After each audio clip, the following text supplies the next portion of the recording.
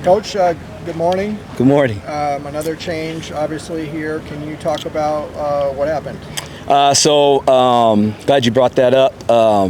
With Coach Sunseri and the university agreed to mutually part ways. I want to thank Coach Sunseri for what he's done here. Had great conversations with him during my time here and just talking ball, and he's a coach's kid and just getting better that way. So I just want to throw that out there, that I appreciate everything he's done here, and between him and the university mutually agreed to part ways, and that's what I have to say about that part. Coach Neuheisel will now be the play caller. He's another coach's kid. He played quarterback, he's coached receivers, and he's coached tight ends. So he has a full-rounded professional development for him to be a good play caller, and I'm excited to watch him do his thing. He's paid his dues, and he's ready to go for that, and he will now be the play caller. So that's how we move forward. One follow-up on Coach Sunseri. Did you have input on the mutual parting, or were you informed of the mutual parting? It was all just mutual agreement. That's all I want to say about it. You know, all the elements were together on it, and it was mutual. What have you seen today? Obviously, Coach Neuheisel's out here kind of directing things.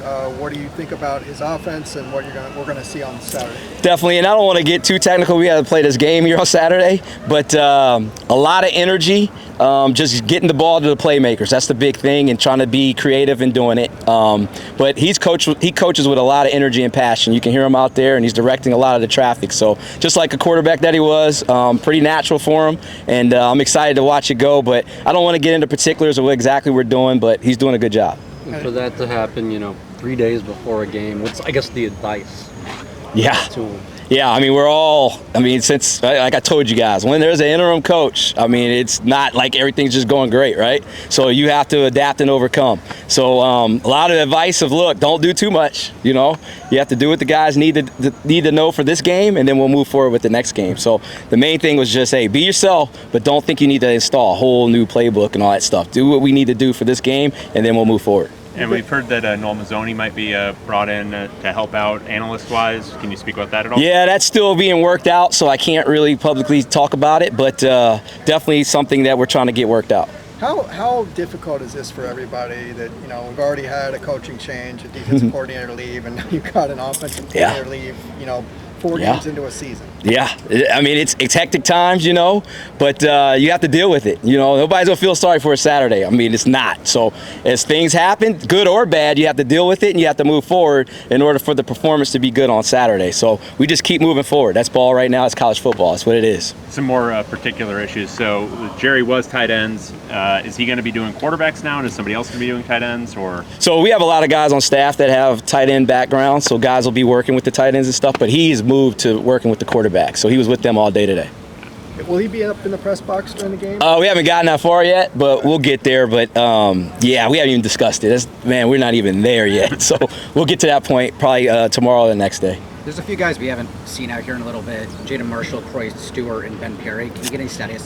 Those guys are still on the roster, and I don't get into personal stuff with the players, but they are still on the roster. When it comes to Coach Neuheisel, just his positivity and outlook, how much does that help in a time like this? I think it's huge, man. I think it's huge. I think him being a coach's kid, he's dealt with stuff from the other side as a kid, So I think, man, all of the experiences from his life is going to pay off for right now, for all of us involved. So we're just going to keep moving forward. He knows the lay of the land. He helps us out that way, too. So it's just keep moving forward, and we just keep on pounding, man. The decision to make him the play caller, was that yours, or was that part of the broader conversation? Yeah, that was my decision. Okay. My decision. Talked to him. He felt comfortable in doing it, and we just moved forward. Okay. You talked after the Northwestern game about how you felt like the second half just showed a lot of improvement. How do you turn that into playing a full 60 minutes? Yeah, that's a great question. Actually changed practice up a little bit so we could start fast. So we did some tweaking on my end to try to get that jump started, and then as we get into the week, we'll tweak some things before we get into the games, like Friday, the night before, and things like that, just to get the energy going, and hopefully we can put 60 minutes together.